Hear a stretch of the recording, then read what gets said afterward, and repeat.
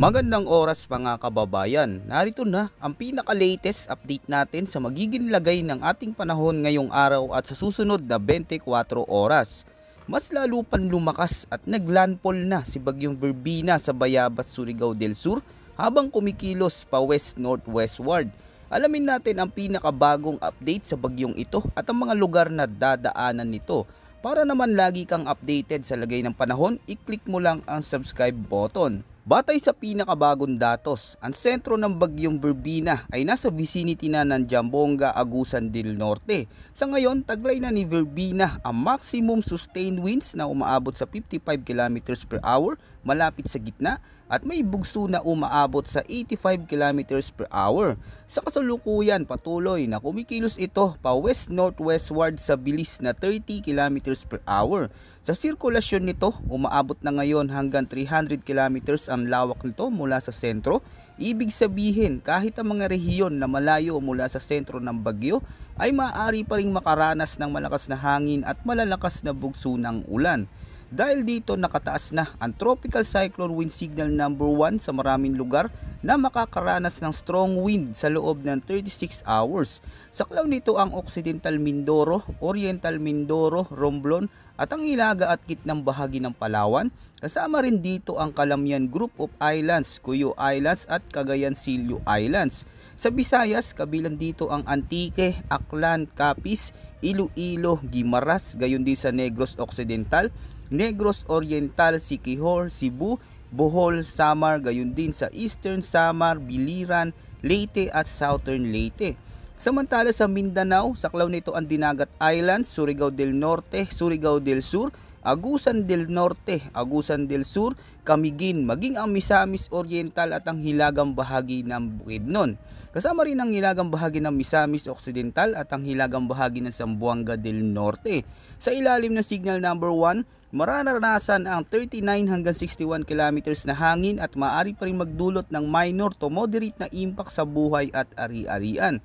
Sa pinakabagong heavy rainfall outlook naman na inilabas ng Pag-asa ngayong araw dahil kay Bagyong Verbena, inaasahan ng malalakas hanggang matitinding pag-ulan na aabot sa 100 hanggang 200 mm sa Eastern Samar, Northern Samar, Samar, Leyte, Biliran, Southern Leyte, Aklan, Capiz, Iloilo, Cebu, Bohol, Negros Occidental, Surigao del Norte, Surigao del Sur, gayon din sa Dinagat Islands, Oriental Mindoro, Romblon, Catanduanes, Masbate, Albay at Sorsogon. Sa ganitong lakas, posibleng magkaroon ng biglaang pagbaha at pagguho ng lupa lalo na kung tuloy-tuloy ang buhos. Samantala, katamtaman hanggang malakas na ulan naman na nasa pagitan ng 50 hanggang 100 mm ang posibleng maranasan sa Palawan, Occidental Mindoro, Camarines Norte, Camarines Sur, Antique, Guimaras, Negros Oriental, Siquijor, Agusan del Norte, Agusan del Sur, Misamis Oriental, gayon din sa Bukidnon, Lanao del Norte, Misamis Occidental at Camiguin. Bagamat hindi kasintindi, sapat pa rin ang ulan para magdulot ng mga pag-apaw ng sapa at pagbabad ng lupa. Pagsapit naman ng Wednesday, November 26, lilipat ang pinakamabigat na ulan sa may kanlurang bahagi ng bansa na aabot sa 100 to 200 mm. Sa Palawan, Romblon, Oriental Mindoro, Occidental Mindoro, Batangas, Capiz, Aklan at Antique, habang patuloy na dumadaan ang malawak na rain bands ng bagyo. Kasunod nito, katamtaman hanggang malakas na ulan naman na nasa 50 hanggang 100 mm ang mararanasan sa Marinduque, Albay, Sorsogon, Masbate, Catanduanes, Camarines Norte, Camarines Sur, Northern Samar, Samar, Eastern Samar, gayon din sa Biliran, Leyte, Cebu, Bohol, Negros Oriental, Negros Occidental, Siquijor, Iloilo at Guimaras. Dapat din tandaan na mas mataas pa ang posibleng rainfall sa mga bundok at matataas na lugar dahil dito kadalasang bumibigat ang ulan at dahil marami sa mga lugar na ito ang nakakaranas ng mga pag-ulan nitong nakarang araw, mas mabilis pang tataas ang baha dahil basa na ang lupa at puno na ang mga daluyan. Ayon naman sa latest track in intensity outlook, mahalagang tandaan na hindi lang ang mismong dadaanan ng sentro ng bagyo ang makakaranas ng malalakas na hangin at malalakas na ulan.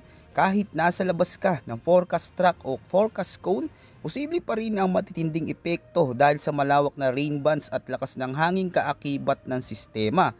Sa kasalukuyang track forecast, inaasahan tatawid si Birbina sa Caraga Region ngayong gabi hanggang late evening bago bumilis ang kanyang galaw at tatawid sa Visayas at hilagang bahagi ng Palawan sa mga susunod na oras hanggang bukas ng gabi. Pagkatapos nitong tumawid ng lupa, lalabas ito sa West Philippine Sea pagsapit ng Miyerkules ng umaga, November 26 at lilihis pa kanluran, dadaang bahagya sa hilaga ng Kalayaan Islands bago tuluyang lumabas ng Philippine Area of Responsibility sa Huwebes, November 27. Tungkol naman sa lakas nito, may posibilidad na bahagyang lumakas si Birbina bago ang kanyang landfall, ngunit kapag tumawid ito ng Visayas, malaki ang tsansang manatili itong tropical depression. Paglapit naman nito sa Northern Palawan at o paglabas nito sa West Philippine Sea, maaari itong umangat sa tropical storm category. At habang naglalakbay ito sa gitna ng West Philippine Sea, posible pa itong umabot hanggang severe tropical storm category, partikular sa bahagi sa hilaga ng Kalayaan Islands. Para naman sa lagay at kondisyon ng karagatan, sa ngayon may umiiral na gale warning sa hilagang baybayin ng Northern Luzon, kaya inaasahan ng mga alon na mabilis lumalaki at lubhang mapanganib sa paglalayag. Sa seaboard ng Batanes, Cagayan at Ilocos Region, asahan ang napakagaspang o very rough seas na posibleng umabot ang taas ng alon hanggang 4.5 meters. Dahil dito, lubhang delikado ang paglalayag para sa lahat ng uri at laki ng sasakyang pandagat. Kung nasa pier pa, huwag nang pumalaot at kung sakaling nasa laot na ngayon, humanap agad ng masisilungan o ligtas na daungan habang hindi pa humuhupa ang hangin at alon. Sa iba pang bahagi ng bansa, narito ang mga baybayin na makakaranas pa rin ng magagaspang na dagat. Hanggang 4.0 meters ang posibleng alon sa baybayin ng Isabela, Aurora, hilagang mainland Quezon, Camarines Norte at Kalayaan Islands, pati ang hilagang bahagi ng Camarines Sur. Hanggang 3.5 meters naman ang posibleng alon sa baybayin ng Zambales, Antique at hilagang Palawan, kabilang ang Calamian at Cuyo Islands, pati na rin sa timog baybayin ng Occidental at Oriental Mindoro. Samantala hanggang 3 meters naman ang posibleng taas ng alon sa Lubang Islands at Surigao del Sur, kasama ang silangang baybayin ng natitirang bahagi ng Quezon, Camarines Sur at Davao Oriental, pati na rin ang kanlurang baybayin ng Occidental Mindoro at ang iba pang bahagi ng Catanduanes. Sa ganitong mga kondisyon, lubhang mapanganib para sa maliliit na bangka at iba pang small sea crabs ang pumalaot. Narito naman ang ilang mahalagang safety reminders para sa inyong kaligtasan mga kababayan. Sa Northern at Central Luzon, lalo na yung mga nasa malalapit sa baybayin, manatiling updated sa gale warning dahil patuloy ang pagtaas ng alon. Iwasan munang pumalaot lalo na kung gumagamit ng maliliit na bangka. Sa mga nasa Cordillera at Ilocos Region, mag-ingat sa posibleng pagbaha at landslide dahil mabilis mamuo ang ulan sa kabundukan. Sa Southern Luzon, kabilang ang Bicol Region at Mimaropa, bantayan ang mga ilog at mababang lugar. Kung may pag-ulan sa nasunod-sunod at hindi humihinto, agad nang umiwas sa mga lugar na maaaring bahain.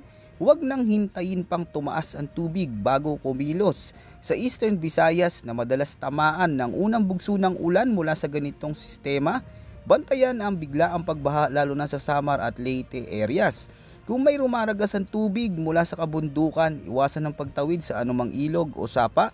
Sa Central Visayas tulad ng Cebu, Bohol at Negros, siguraduhin naka-charge ang cellphone, may backup na ilaw at may nakahandang go bag. Sa Western Visayas naman, lalo na sa Aklan, Antique at Capiz, maging alerto sa storm surge o abnormal na pagtaas ng tubig dagat kung malapit sa baybayin. Sa Caraga at Northern Mindanao, dahil madalas na unang nararamdaman ng ulan at hangin sa bahaging ito, doblehin ang pag-iingat kung malapit sa landslide prone areas, iwasan muna ang pagtigil o pagdaan dito.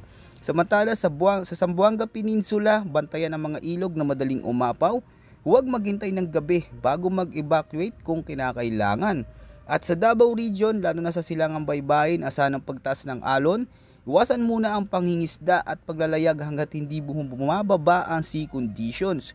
Magandang paalala din na isecure na ang bubong, bintana at anumang gamit sa labas na maaring liparin ng hangin.